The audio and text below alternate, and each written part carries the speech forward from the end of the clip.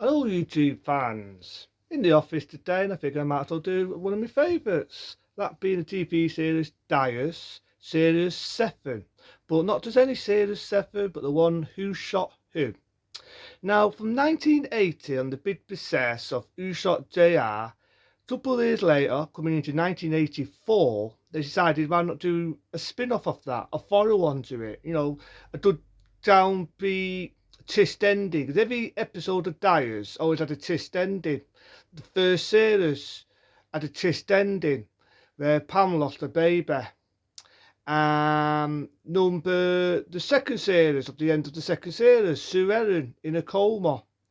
The third series, let me think, how did the third series end? How did I forget it? Who Shot JR? Yep, that was the one everyone always remembered. It was the third series, Who Shot JR? And the list goes on. You know what I mean? The list goes on when you have a twist ending. So they wanted to do this one, the ultimate twist ending. And it was Who Shot Who? Now, I think at the time, it could be right, it could be wrong, they tried to market it just like they did with the Who Shot JR, where they saw a tear backwards.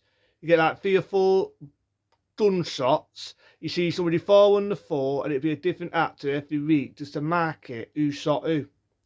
And spoilers: the person who got shot was Bobby Ewing. That's right, Bobby Ewing got shot. But the thing I love back in that era from 1984, that episode of Dyers was, all the way through the episode, it makes you think JR is going to get shot, just like in 1980 when it was the episode Who Shot JR. So all for that episode, you think that JR's going to get shot because he's pissing people off. Double toss Tiff Barnes again. Set somebody up. Peter, as Christopher Evans, who I always remember in the series, Blue Redo, his last appearance, he pisses him off. So it's JR doing what JR does best, is pissing people off. That's JR for you, pissing people off. So you've got it where he's peed so many people off that you think that basically it's going to be him. Bear with me. It's going to be him who gets shot. So you get the tear getting shot, you see him fall on the floor. And imagine for that era, it would have been a soccer. It would have been a bladding soccer to find that Bobby got shot. In JRC, it's Bobby what gets shot. And that for that era would have been a hell of a soccer. It would have been a soccer. So you've got series 8 where you've got, I think, with a teen who finds Bobby lying on the floor with blood on his face, very similar to what they did in the one with Who Shot JR, and in the 4th series. And you find that Bobby is now blind. Well, obviously he's not permanently blind, because through the episode of series 8 he gets his eyesight back, and you do find out who shot Bobby. Right, and you think all the way through the episode it might have been misstating because it was on JR's seat, and you find out why Bobby was in the tear was apparently because JR had it set up to have bugs in his phone because he knew somebody was spying on him in the 7th series.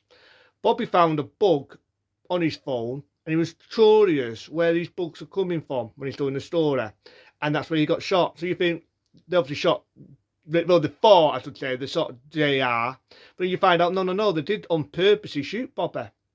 So another spoiler, you find out that it was Pam's sister, Catherine, who was done beaten up to bits in the series, and she was heading to kill Bobby. Out of luck, the team in the nick of time, and Catherine was trying to poison Bobby with a needle, poison needle in obstacle, in another sort of twist end episode. She gets shot and finds out that basically, she wanted to fucking get a revenge on Bobby, which she says a beautiful line where JR says, "But you love Bobby," and she says, "I may love him, but I don't want anyone else to have him."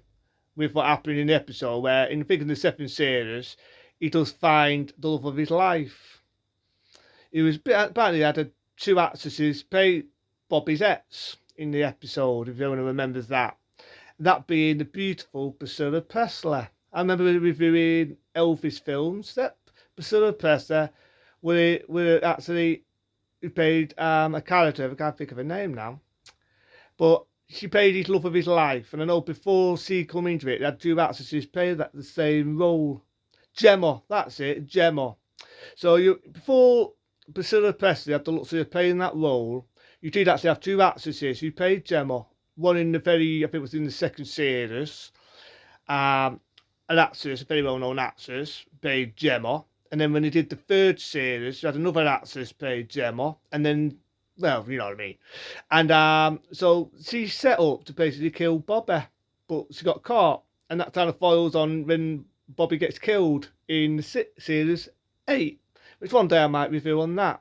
But the Who Shot Who was that a soccer, I imagine, for that time. It definitely was a soccer to see Bobby falling on the floor with blood on his face. It's, I mean, for that era, for a TV show, that was pretty vicious. It was pretty violent when you think about it.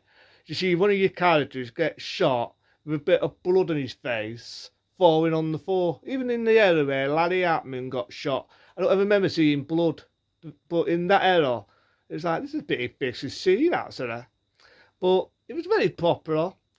You had a few episodes where Batsy Duffy, as Bobby, had to wear sunglasses. Did I wear them? Got to look hip, I look cool, and I'm a smooth sex machine.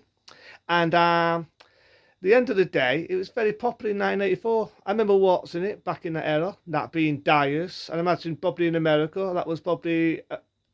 I told us nowadays, with the internet, people would have found out straight away, oh, we know who shot who now. But back in then, nobody knew. There was no fucking spoilers like that. You know what I mean? There was no track out of the back bag, if you know what I mean. So from 1984, that being Dyers, it's not as long as usual, because with reviews and TV series, is how far do you need to go in depth. But it was definitely a soccer in that era. It definitely made a big story of the 7 series. Sadly to say, the 7 series was the last we see of Christopher Evans. Remember him in Blue Lagoon.